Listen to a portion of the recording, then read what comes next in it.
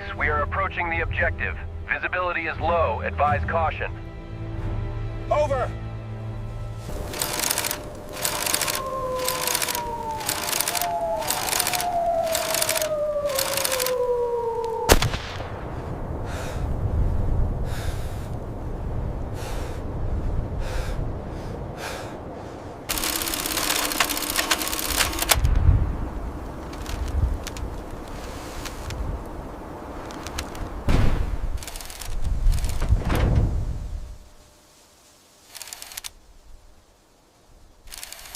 Did you hear that?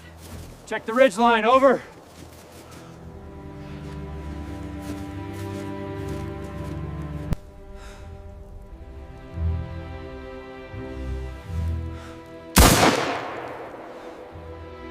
January 17th, 1944.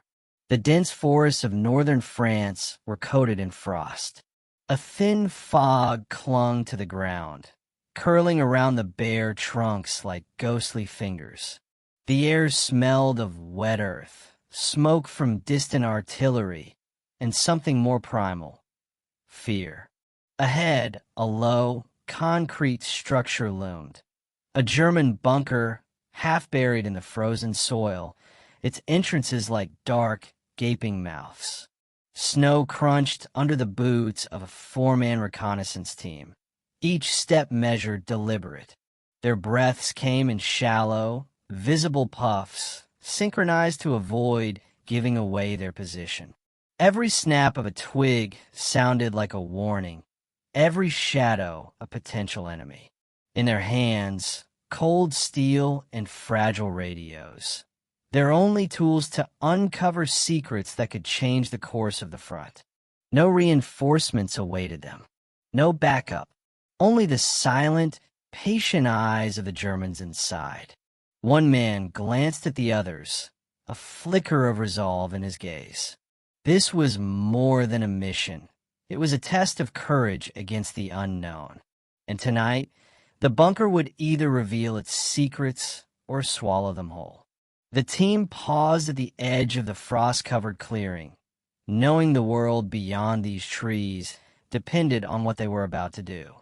By January 1944, the war in Western Europe had reached a tense stalemate. The Allies were preparing for the long-anticipated invasion of Nazi-occupied France.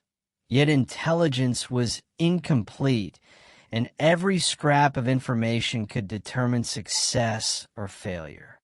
The Germans, aware of this, had transformed the countryside into a network of defensive positions.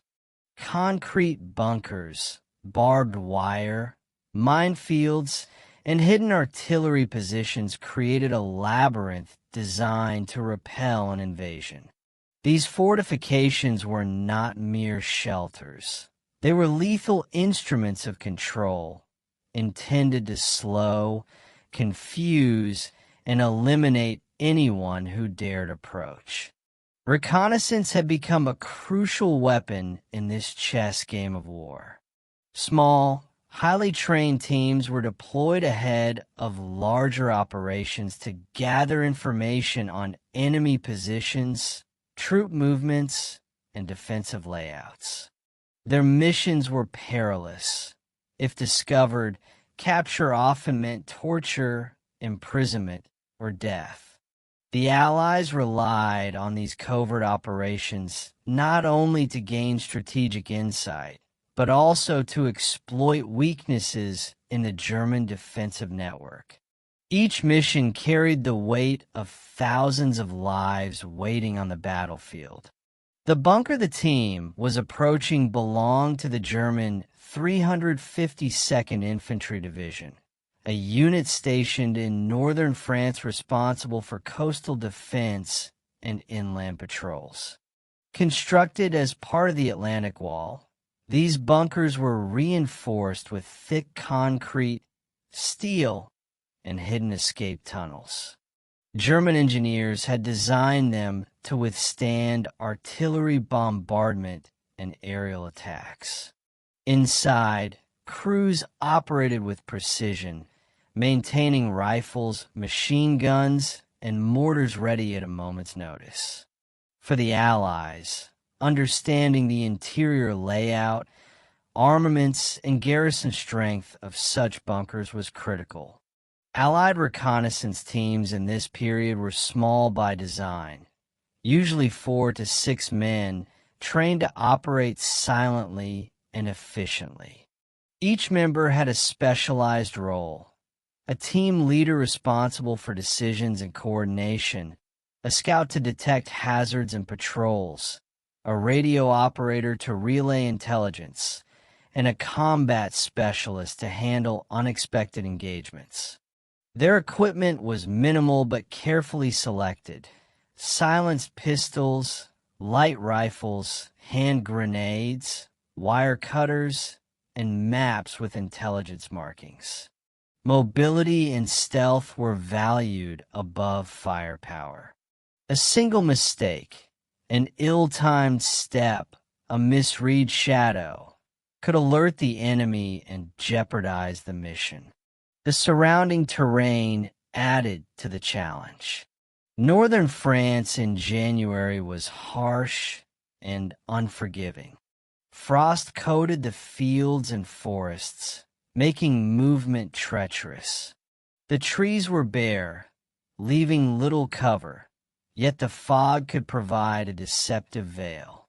Patrols moved unpredictably along dirt roads, leaving the reconnaissance team to navigate a constant balance of concealment and progress. Timing was essential. Most operations favored night or early morning, when visibility was low and German sentries relied on limited light to detect intruders. German defensive doctrine emphasized vigilance and redundancy. Sentries were posted at entrances, observation slits, and blind spots. Communication between bunkers and field units was efficient.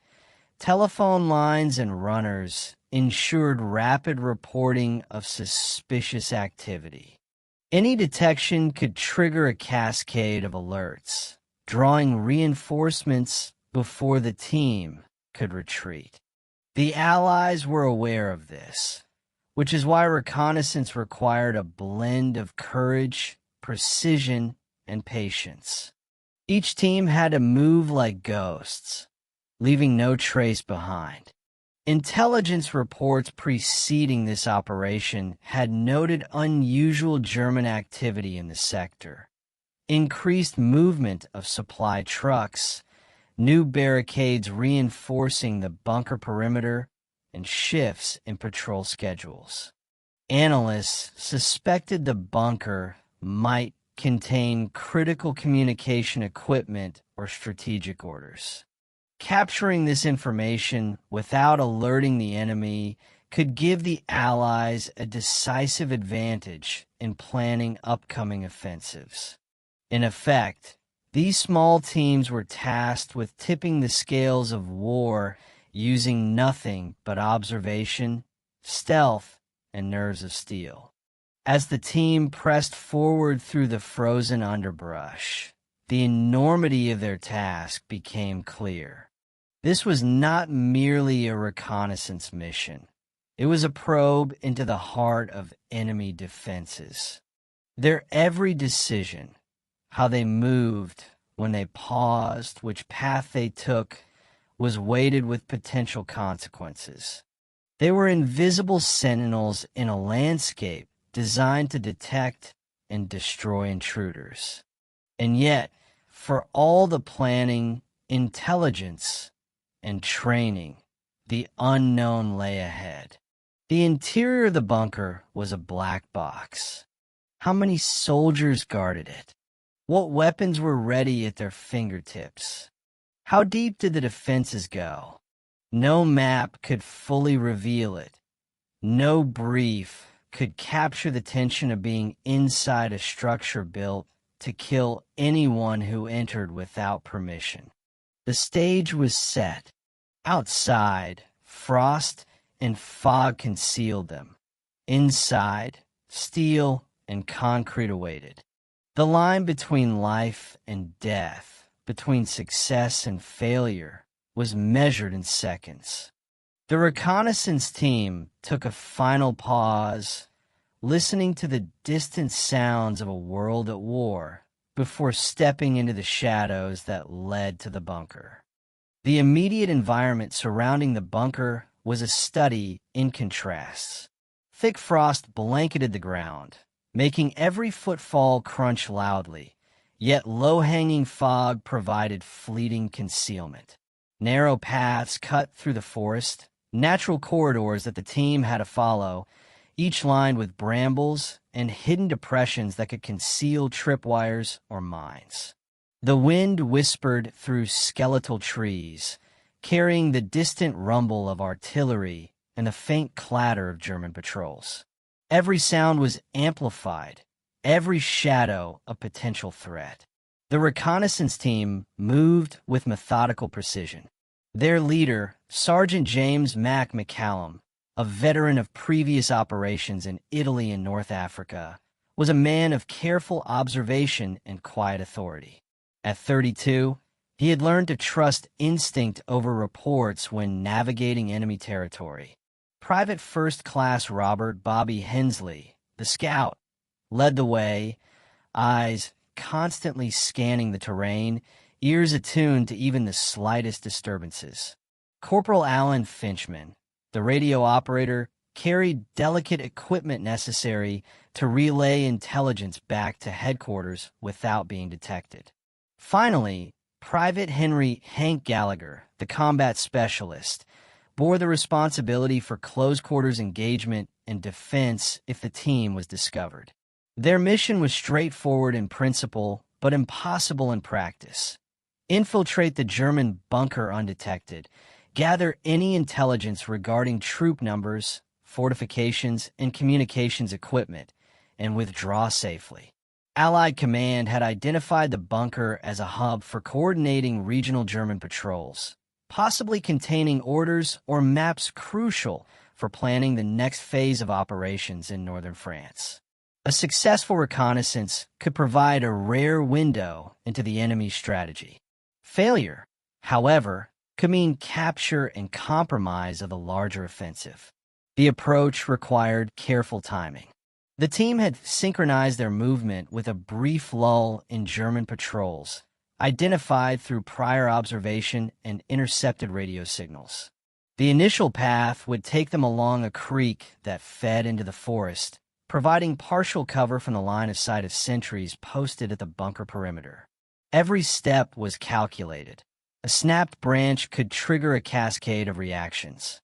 Beyond the creek, the terrain sloped upward toward the bunker's main entrance, a vantage point heavily monitored by German sentries and reinforced with steel doors.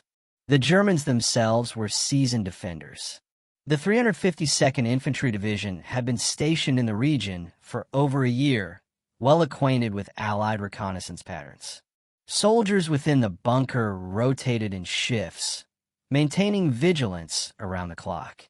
Each patrol carried standard-issue carabiner 98K rifles, and machine gun nests supplemented by well-placed sandbags allowed them to cover all approaches.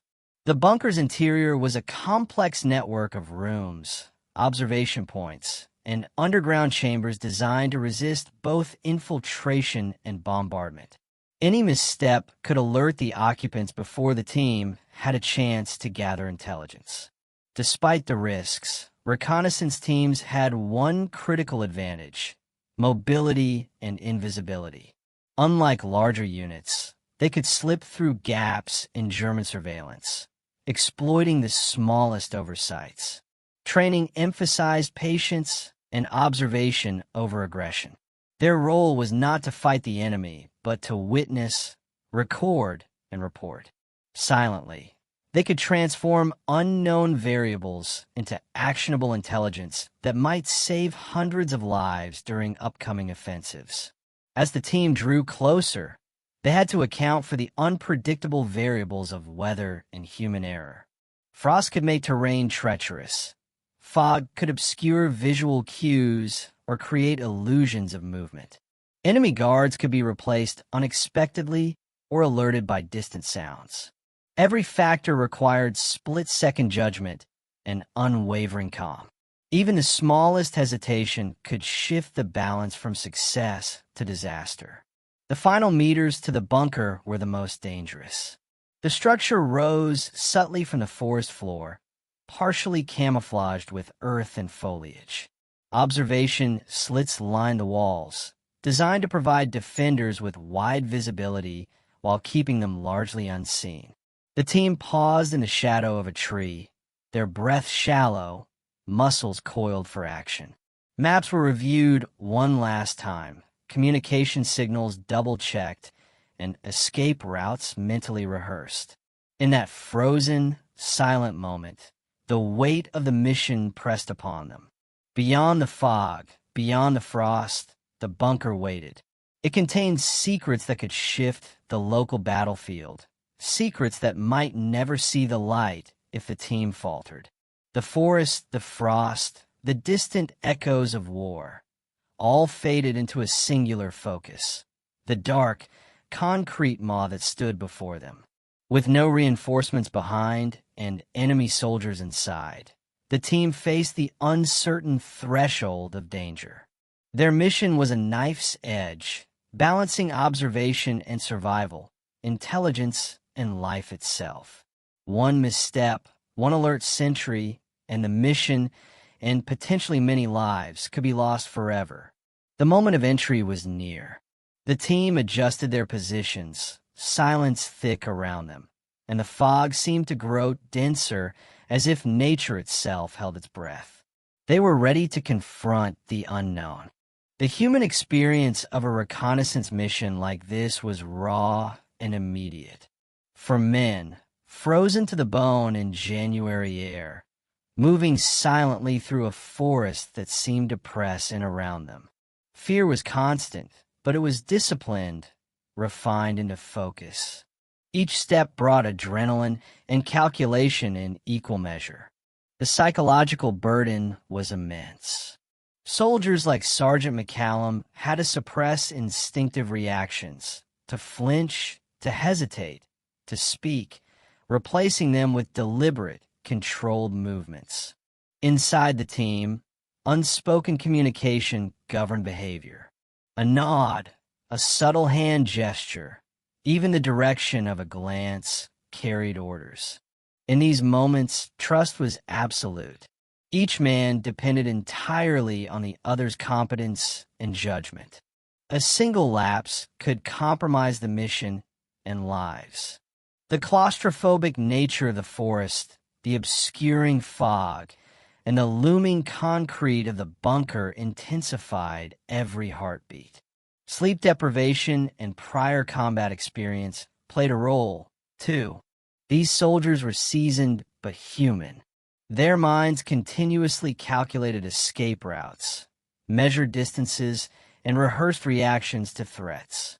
Amid this calculation, small comforts, such as the warmth of gloves or the weight of familiar weapons, became anchors to reality, a reminder that their training and preparation might be the difference between life and death.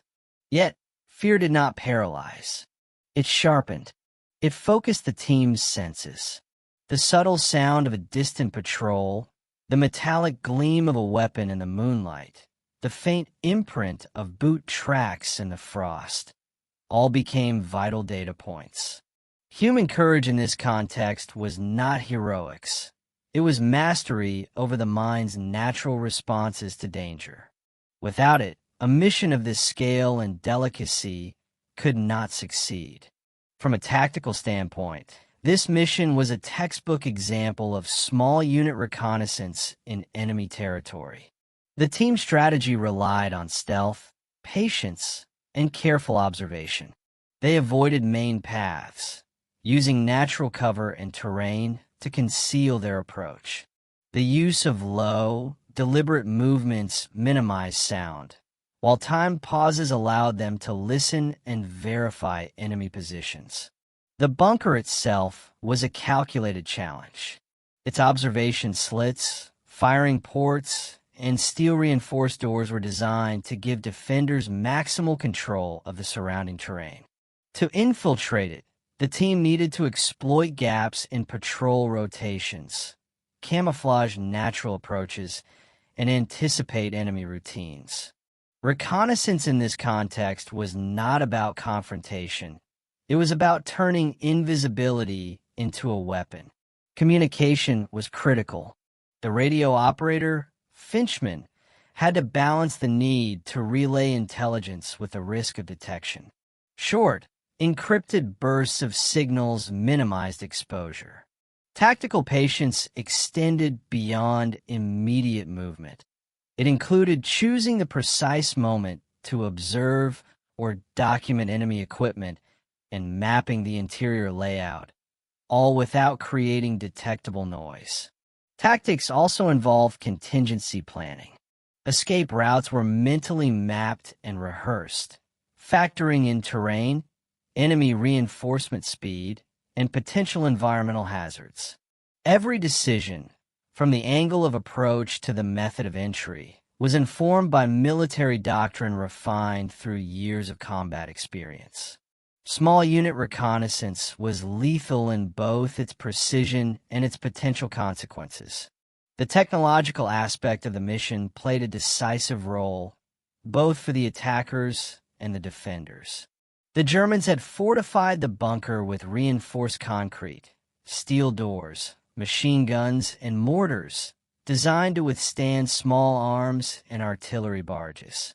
Observation slits allowed soldiers to monitor approaches without exposing themselves, and communication lines linked the bunker to nearby units, enabling rapid response to any detected threat. On the Allied side, technology was subtle but crucial. Silenced pistols reduced the chance of detection during emergencies. Light rifles provided firepower without encumbering movement. Radio equipment allowed the team to transmit intelligence back to command, although its operation carried risk. Radio transmissions could be triangulated by the enemy if not carefully controlled. Night vision was rudimentary, relying largely on ambient light and experience.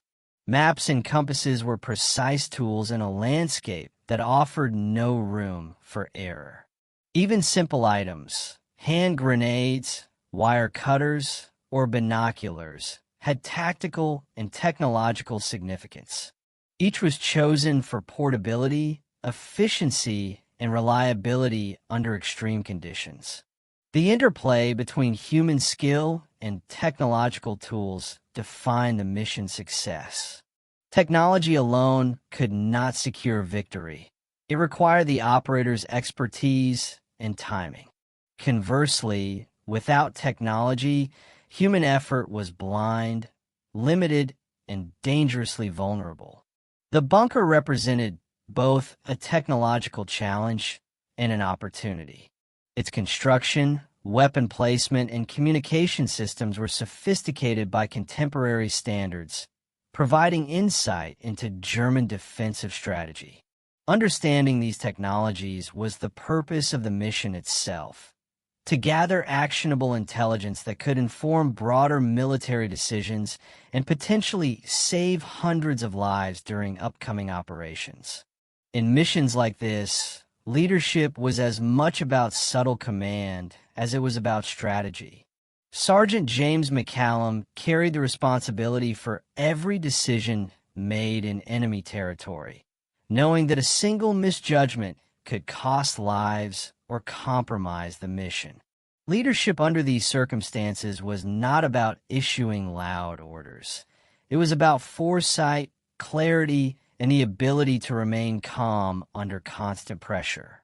McCallum's role required him to interpret incomplete intelligence, adjust tactics on the fly, and anticipate enemy behavior. Every footstep, every pause, every diversion was part of a carefully orchestrated plan, yet he had to remain flexible. The team relied on his judgment, not just for operational decisions, but also for morale. In the eerie silence of the forest, a steady gaze and a quiet nod could reassure men more effectively than any spoken command. Decision-making was informed by both experience and training. McCallum had to balance risk with reward, weighing the importance of intelligence against the potential cost of exposure.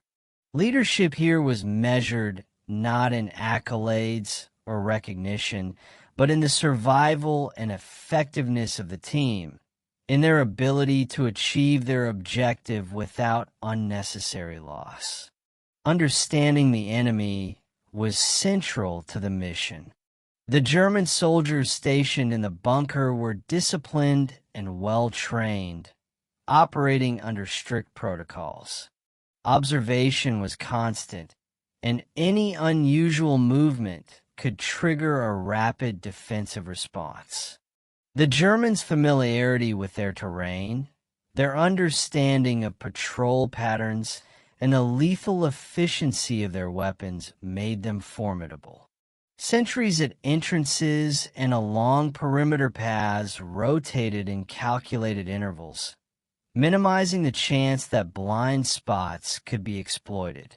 Inside the bunker, crew members maintained a constant vigil over key equipment, radios, artillery, and machine guns, ready to respond to any intrusion. German military doctrine emphasized redundancy. Even if one defender failed to detect an intruder, others could fill the gap, creating layers of defense designed to overwhelm small enemy teams. The Allies also had to consider the psychological profile of their adversaries. German soldiers were alert, disciplined, and trained to expect espionage attempts. Their awareness heightened the stakes of the mission.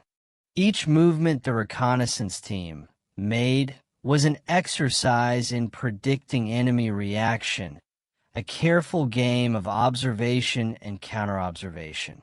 A misjudged shadow, a noisy step, or a misread pattern could draw immediate fire, revealing the team to a force far stronger than themselves.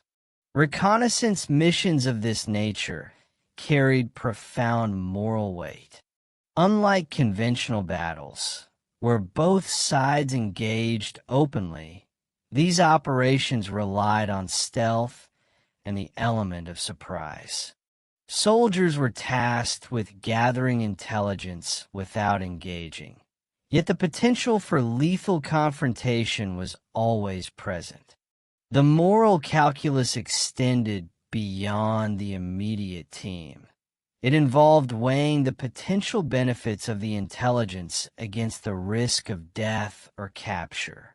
Each member understood that success could save lives by preventing larger-scale combat or directing forces more effectively. Yet the mission also demanded a willingness to place oneself in extreme danger for the greater good. The ethical tension was palpable. The team could never fight openly, yet failure could lead to severe consequences for both themselves and others, depending on the outcome. These moral stakes heightened the intensity of the mission. Courage was not defined solely by action, but by restraint, by the capacity to maintain composure and discipline in the face of fear. Soldiers had to reconcile their instincts for survival with the demands of duty, understanding that every decision carried consequences far beyond the immediate moment. Taken together, these angles reveal the full complexity of the reconnaissance mission. The human courage required to face the unknown, the tactical precision needed to approach and observe without detection, the technological understanding necessary to exploit or overcome defenses, the leadership and trust required to navigate life and death decisions, the respect for a capable enemy. and the moral responsibility weighing every step. Each of these perspectives converges at the bunker's threshold, where theory meets reality and preparation collides with the unpredictable nature of war. The team's experience illustrates not only the challenges of reconnaissance, but the broader realities of combat in World War II, where information, courage, and judgment could determine the fate of hundreds. The stage is now set for the mission's pivotal moments. The team stands at the edge of the bunker, the culmination of training, planning, and human endurance about to be tested. The tension, honed through hours of preparation and traversing treacherous terrain, reaches its breaking point as they prepare to enter. The bunker loomed closer with every careful step, its concrete walls cold and unyielding even beneath the fogged breath of the morning air. Sergeant McCallum signaled a halt, crouching low behind a mound of frozen earth. The observation slits above revealed nothing, just the glint of steel in faint sunlight. But the team knew that the Germans inside could see far more than they could anticipate. Every decision from this point onward would determine whether the mission succeeded or failed. Private Hensley, the scout, inched forward to inspect the perimeter. His gloved hands brushed against the icy walls, feeling for tripwires or pressure plates. Frost clung to his eyelashes, but his focus never wavered. He whispered the code for clear back to McCallum, who nodded and motioned the team forward. Each man's movements were synchronized, almost choreographed, a quiet rhythm of shadows in motion. At the entrance, steel doors sealed the interior, reinforced with locks and bolts. Gallagher, the combat specialist, knelt to inspect the hinges. They were older, slightly rusted, likely designed to withstand force but not prolong manipulation. Using minimal tools, he worked silently, the subtle metallic scrape of his instruments muffled by the surrounding frost and fog. Time stretched. Each second seemed to echo across the forest, as though even nature held its breath. Once the door yielded, the team slipped inside, greeted immediately by darkness and a musty, metallic odor, the scent of machinery, damp concrete, and human exertion. Flashlights were suppressed, used only in brief, rapid bursts to navigate narrow corridors. The bunker interior was a maze of corridors, reinforced doors, and steel bulkheads. Every step echoed lightly against the walls, and even the smallest miscalculation could alert guards stationed in hidden rooms. McCallum led with measured precision, holding a silenced pistol at the ready. They advanced to the first observation room, where German soldiers had stationed rifles and binoculars. Here, intelligence could be gathered without confrontation. Maps lined the walls, radio equipment hummed faintly, and notes were stacked meticulously on tables. Finchman carefully documented the layout and key positions, whispering codes into his portable transmitter to relay the information to Allied command. The tension escalated when a distant clatter signaled movement. A patrol inside the bunker was approaching. Every man froze.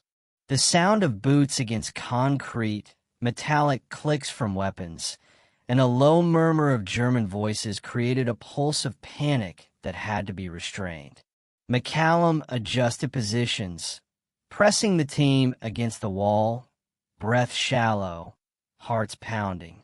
The patrol passed just meters away, unaware of the intruders in their midst. A single mistake would have triggered immediate engagement. Further inside, the team encountered the main communications hub. Telegraph equipment and radios dominated the room, wires snaking across the floor. This was the mission's primary objective: confirm the presence of operational communication equipment and document its setup. Finchman moved with calm efficiency, snapping photos with a compact camera and noting frequencies and schedules for later analysis. Every second was critical. The Germans could return at any moment, and the team's presence was still a secret, hanging by a thread. As they moved deeper, the bunker's claustrophobic environment began to take its toll. Narrow hallways, low ceilings, and sharp turns required constant attention. Shadows shifted unnaturally, creating illusions of movement. The team had to maintain silent coordination, using subtle gestures to navigate. The psychological strain was as intense as the physical challenge. Enclosed in steel and concrete, each man was acutely aware that the walls themselves could become a trap. The first real confrontation occurred near a side chamber. McCallum had spotted the faint outline of a soldier sleeping at a table, likely a communications clerk on a staggered shift. Engaging would compromise the mission, yet passing too close risked detection. Gallagher signaled to pause, then carefully adjusted the team's route, exploiting a shadowed alcove. They slipped past without incident, their nerves taut but disciplined. The delicate balance of stealth, timing, and observation defined every moment. For hours, or what felt like hours, the team continued their methodical sweep, cataloging weapon placements, observing patrol patterns, and documenting structural layouts. Each action, silent yet precise, added to a growing cache of intelligence. The bunker's secrets were gradually unveiled. Maps of defensive positions, rotation schedules for sentries, and technical specifications for communication equipment. Finally, they reached the central chamber, where a locked steel door hinted at a deeper area of operational significance. Beyond this point, intelligence would be most valuable, but also most dangerous. The team paused, exchanging glances. McCallum's voice was barely audible, a calm, decisive whisper reminding them of the stakes. The decision loomed: proceed for maximum intelligence, risking detection, or secure the data collected and withdraw while still undetected.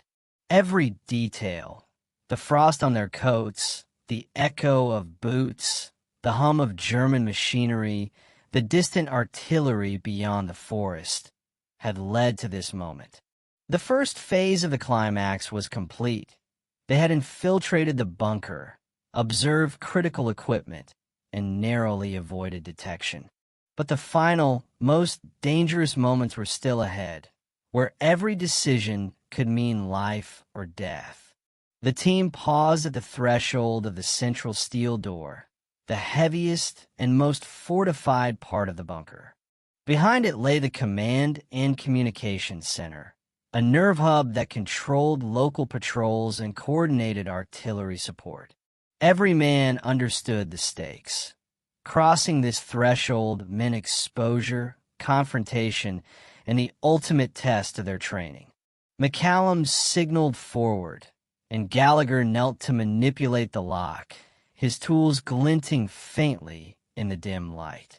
The door resisted, creaking under pressure, each sound magnified in the silence. Finally, it swung inward. The team stepped into a large room lined with radios, filing cabinets, and tactical charts. The room smelled of machine oil and unwashed uniforms.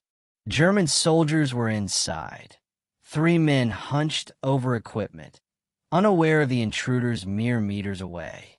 Heartbeats accelerated, but McCallum's steady gaze reminded the team to move deliberately. This was no longer reconnaissance in theory. It was reconnaissance in the harsh reality of enemy territory. Finchman immediately set to work, documenting frequencies and recording the layout of communications equipment. Hensley observed the soldiers' patrol patterns within the room, noting the rotation schedule and blind spots. Every second was critical. One soldier shifted suddenly, almost sensing something amiss, but misinterpreted a shadow. He returned to his work. The team's nerves were taut, every muscle primed for instant reaction. One mistake could trigger the bunker's entire defensive response. Suddenly, a distant shout echoed from a corridor outside. A German patrol on a routine check had stumbled into a minor obstacle. Inside, the commotion caused one of the bunker's soldiers to glance toward the door. McCallum froze, signaling the team into the shadows. Gallagher's hand hovered over his weapon. The moment felt infinite. Then, almost imperceptibly, the soldier returned to his work, the danger passing as silently as it had arrived. The team exhaled, their control over fear the only thing preventing a catastrophic engagement. Minutes stretched, each filled with the tension of concealed proximity. McCallum's focus never wavered. Every observation was logged, every step measured. They cataloged maps showing defensive sectors, machine gun nests, and patrol routes. Information that could save lives in upcoming operations. One document revealed the bunker's direct communication link to nearby artillery units, a detail of immense strategic value. The team's efforts transformed the shadowed interior into a source of critical intelligence.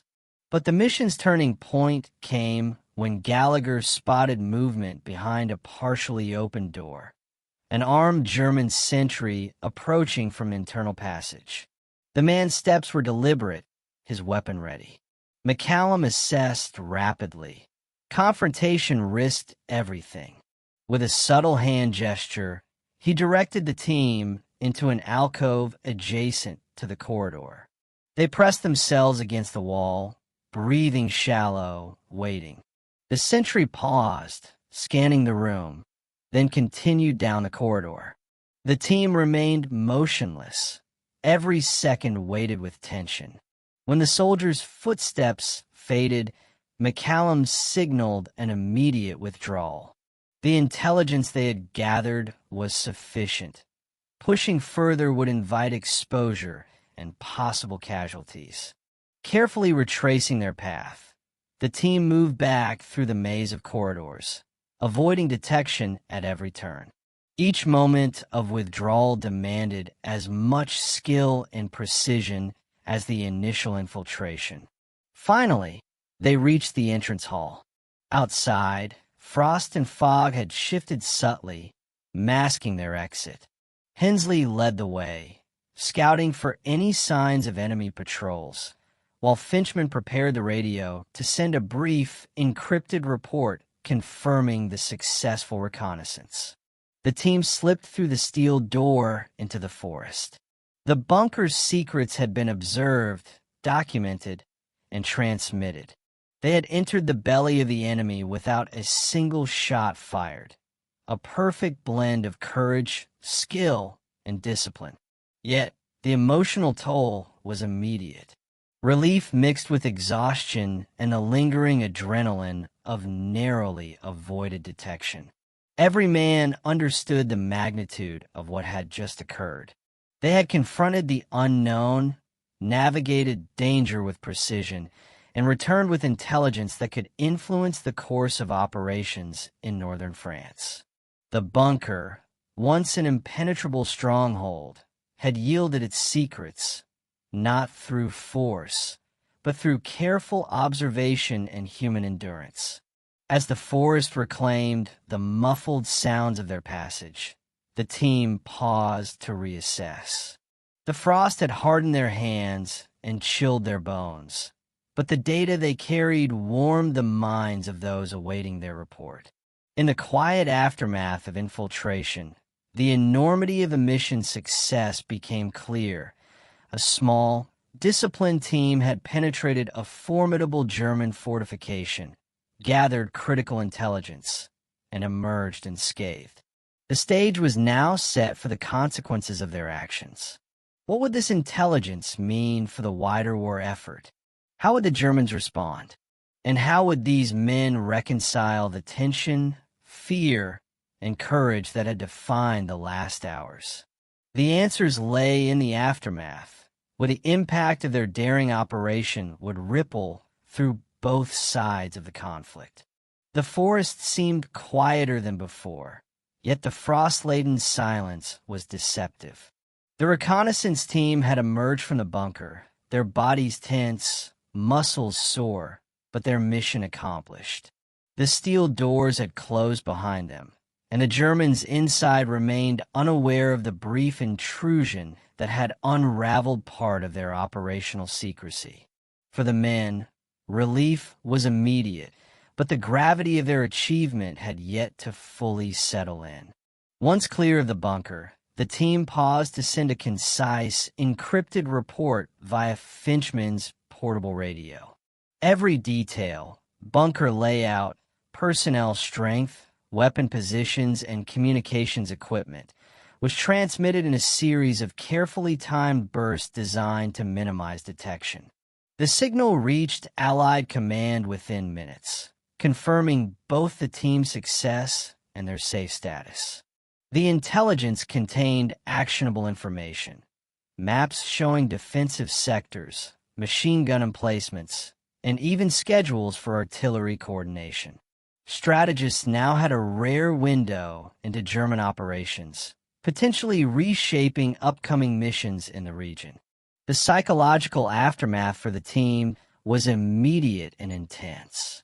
Each member processed the tension, fear, and adrenaline differently. Sergeant McCallum felt the weight of command, knowing that every decision had been validated by their survival. Hensley, the scout, replayed the frozen, echoing corridors of the bunker in his mind, noting how close detection had come. Finchman focused on the precision of his transmitted data, understanding the importance of accuracy under pressure. Gallagher reflected on the moments when his combat skills were poised, ready to act, yet restrained, a testament to the discipline that had kept them alive.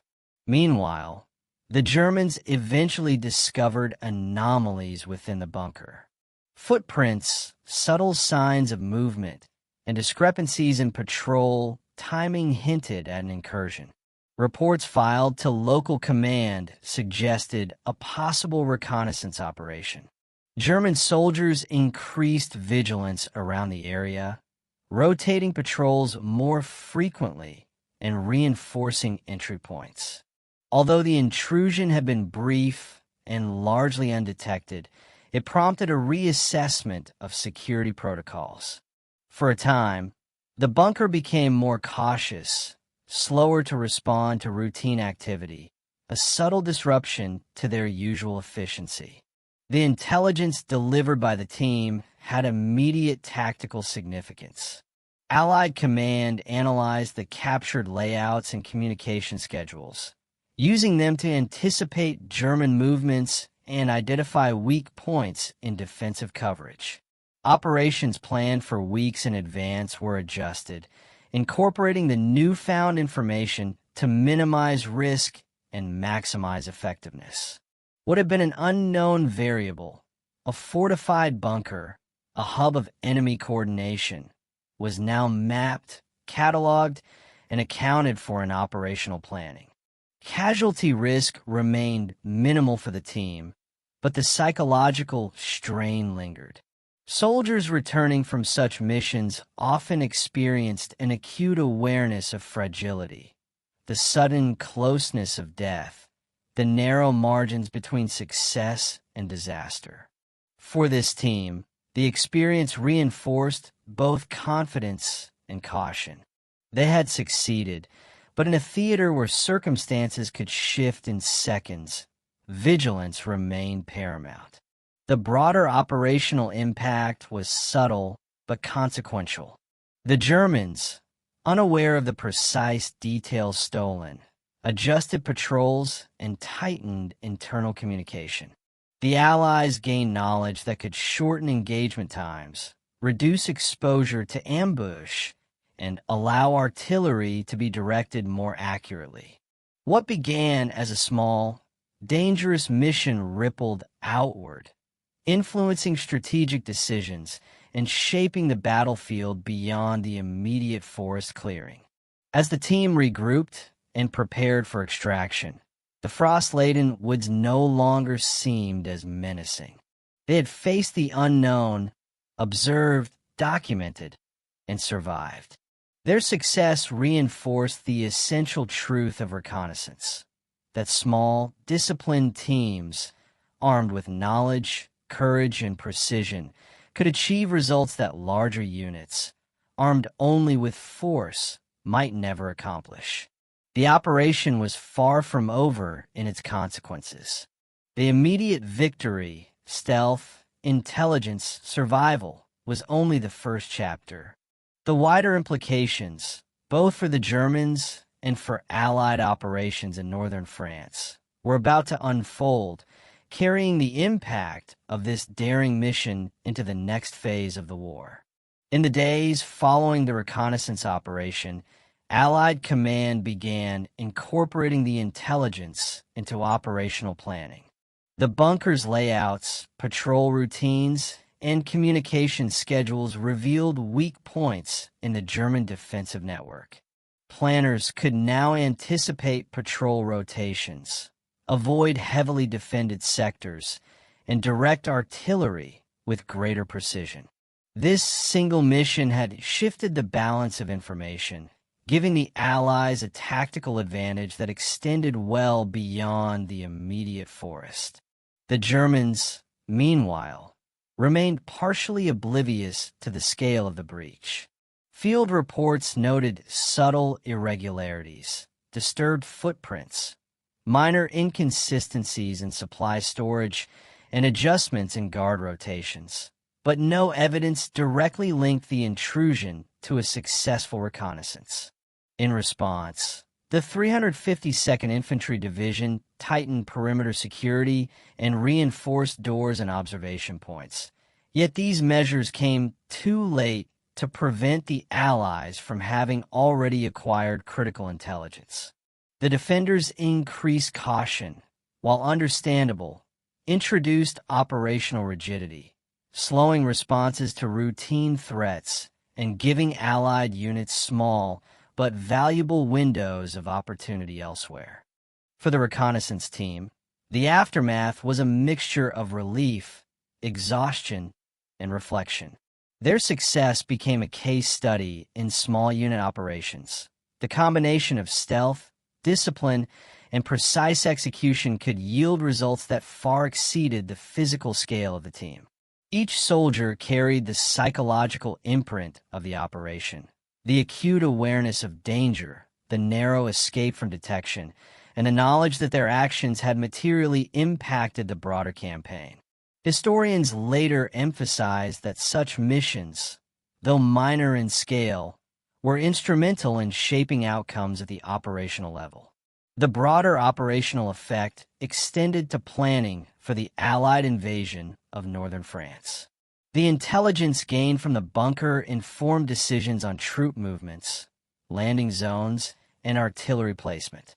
Knowledge of German communication lines allowed for targeted disruption and minimized the risk of ambush. In essence, a four-man team operating in secrecy had contributed directly to the success of larger strategic objectives, underscoring the disproportionate influence of reconnaissance in modern warfare. Reports filed by McCallum and Finchman were reviewed meticulously at headquarters. The photographs, diagrams, and frequency logs provided a detailed snapshot of the enemy's defensive strategy.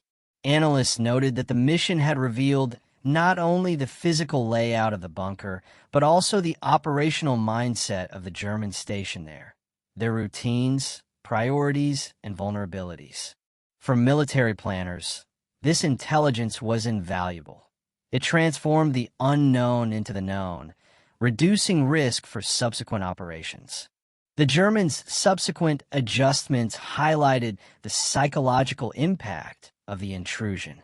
Even without knowing the full details, the perceived threat of Allied reconnaissance forced the division to alter patrols, increase observation, and reconsider security protocols.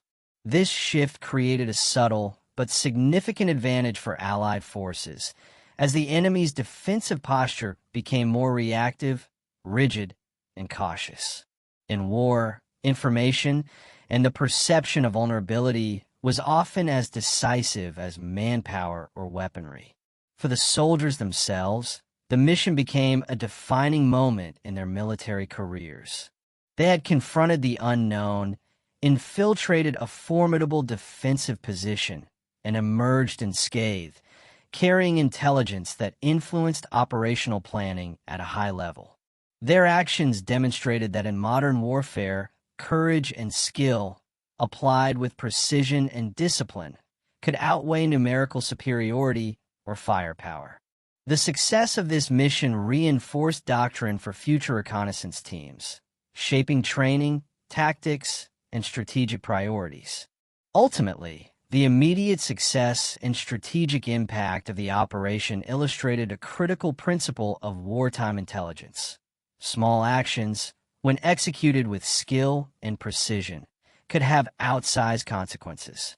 The team's infiltration did not just provide maps and frequencies. It shifted the operational calculus of the battlefield. The Germans' reaction, the Allies' subsequent adjustments, and the preservation of the soldiers' lives all reflected the delicate balance between risk and reward in covert operations. As the frost receded and the forest began to reclaim the silent clearing, the mission's full significance became apparent. The team had not only survived, but had altered the tactical and strategic landscape in northern France. Their experience, painstakingly documented and analyzed, would serve as a benchmark for the impact of reconnaissance in the months to come. The story of their courage, discipline, and precision now set the stage for reflection, an opportunity to understand what this small, daring mission revealed about human endurance, military intelligence, and the broader sweep of history. In the quiet aftermath of the mission, the frozen forest seemed almost serene, belying the danger that had unfolded hours earlier.